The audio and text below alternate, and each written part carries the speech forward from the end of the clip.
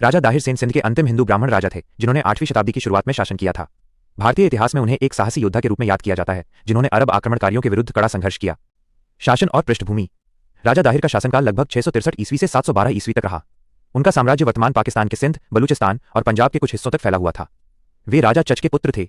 उनके शासनकाल के दौरान सिंध एक समृद्ध व्यापारिक केंद्र था जिसकी राजधानी अरोर थी। मोहम्मद बिन कासिम के साथ संघर्ष।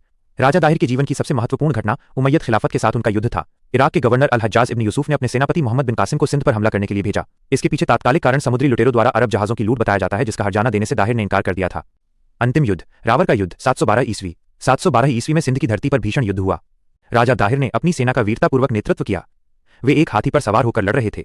दुर्भाग्यवश एक जलता हुआ तीर उनके हाथी के हौदे में जा लगा जिससे हाथी घबराकर नदी की ओर भाग गया। इस अफरा तफरी का फायदा उठाकर अरब सैनिकों ने उन पर हमला कर दिया और वे वीर गति को प्राप्त हुए।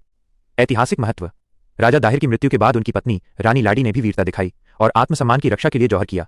राजा दाहिर का पतन भारत में इस्लामी शासन की शुरुआत का एक निर्णायक मोड़ माना जाता है। आज भी उन्हें एक ऐसे नायक के रूप में देखा जाता है जिन्होंने अपनी मातृभूमि की रक्षा के लिए अंतिम सांस तक संघर्ष किया। क्या आप